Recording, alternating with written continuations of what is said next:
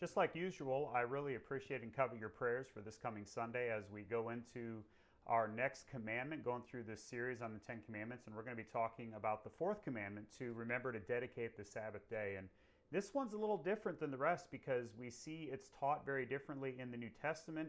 It's more of a ceremonial law, as we see under the Old Covenant for the nation of Israel, that kind of set them apart along with circumcision, whereas the rest of the commandments are kind of the expectation is elevated in the New Testament.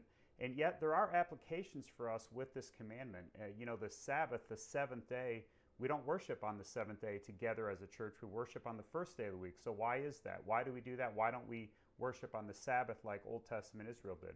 And what is this pattern of rest we see, not only Old Testament, but also in the New Testament? So we're going to talk about some of those things on Sunday and talk about a few modern day applications to this fourth commandment.